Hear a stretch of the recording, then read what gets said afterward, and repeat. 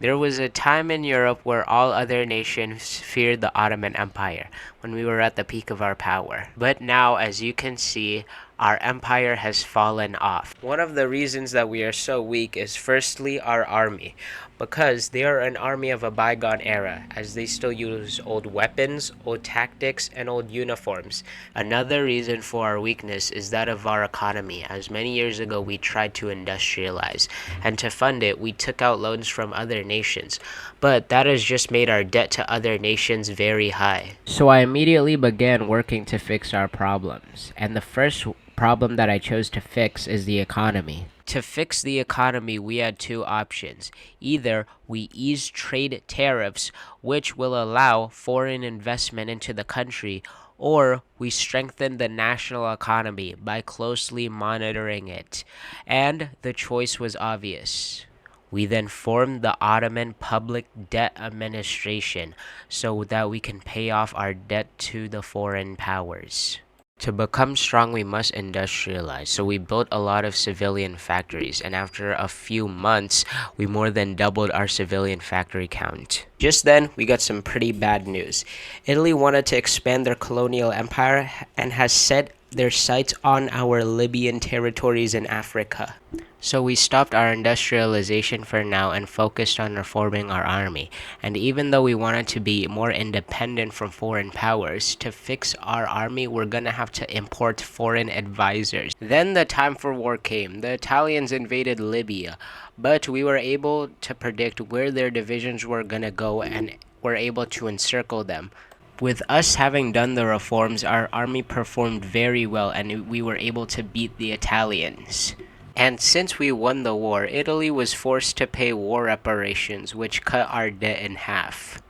So then, after that, we continued on business as usual when we noticed some strange activity happening in the Balkans. We noticed that the Balkan nations have made their own faction called the Balkan Pact, and it is pretty likely that they will attack us in an attempt to liberate their people from our control. So, while we waited for the Balkan League to attack us, we went down our political path. We had two options: glory to the Action Army, which will make us a democracy or a communist nation, or legacy of the Fourth Lancers, which will restore the Sultan. And I have chosen to restore the Sultan. But we must delay the restoration of the Sultan, as Bulgaria has given us an ultimatum. We can give them back their lands or they will declare war on us along with the entire Balkan League. And thus the start of the First Balkan War began. When the Balkan League first attacked, they nearly broke our line and we had to shuffle around some troops. But after a while, they got tired and their soldiers got tired, so we could finally go on the offensive. Our generals decided that we should try to take out Greece first, as they aren't connected to any of the other Balkan nations, and we have total naval superiority. So after a few days, we launched a naval attack on Greece. And after landing our marines in Athens, we just snaked our troops onto their victory points and made them capitulate. The next step of our plan is to use the excess troops in Greece and push into Serbia, as they are weaker than Bulgaria and have easier terrain. And the last country that we have to defeat to win the Balkan War is Bulgaria, and without any allies there is no way they can win against us.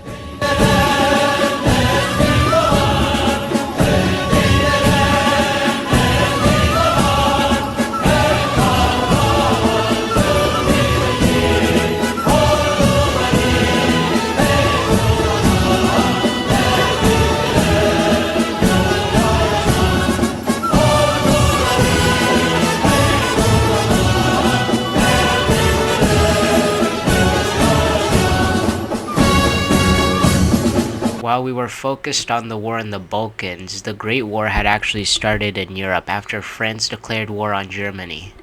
A few days after the Balkan War, we restored the Ottoman Sultanate, and we crowned Abdul Hamid II as our Sultan. But then as his first decree as Sultan, Abdul Hamid did something unexpected. Instead of continuing modernization, he instead wanted to make the empire more Islamic-centered. And with his absolute power, nobody could stop him. Few days later, we declared the Ottoman Sultanate and worked on joining the German side in the Great War, as we planned to liberate the Muslims in Egypt and Algeria. But before we join, we must complete our army modernization. So 1 year later, we finally joined the Great War. When we joined the war, we had 3 main fronts, one in Egypt, one in Russia, and one in Libya, and we decided to push in Egypt first and hold the line on the other 2. We did very well in Egypt as we launched a naval invasion and we were able to capture Cairo and encircle Alexandria within the first few days of us joining the war. After capitulating Egypt, we put the excess troops on the Russian front, but we're not gonna try to push into the Caucasus. We're actually gonna try to navally invade Russia. We were able to capture Crimea, and with most Russian troops stuck on the western or Caucasus front, we were able to walk around Ukraine freely. And using our base in Crimea, we made a spearhead towards the Caucasus mountain as we hoped to encircle all of the Russian troops in the Caucasus. Then some great news arrived. Russia has been couped by the Bolsheviks as the people were tired of the Tsar. And as they have made peace with us, we are able to move our entire army to the west, along with the Germans and Austrians. After we moved our armies to Italy, we received horrible news from the Germans. In a last-ditch effort to win the war, using the eastern reinforcements, they had began the Ludendorff offensive. The Ludendorff offensive will last 100 days, but if Germany or one of her allies cannot capture Paris in that time, the Central Powers will be forced to surrender.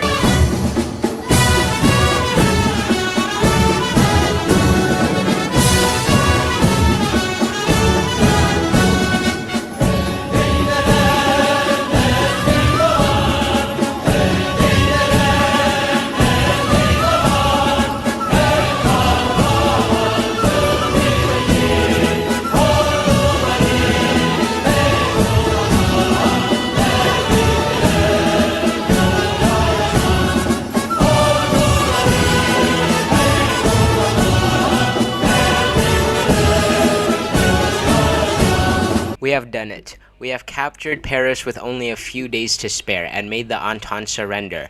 And a few days later, after the peace conference, we were able to get all of our cores and kick the British out of Arabia and France and Britain out of North Africa. Thank you for watching my video. Please like and share with your friends and family so that my channel can grow.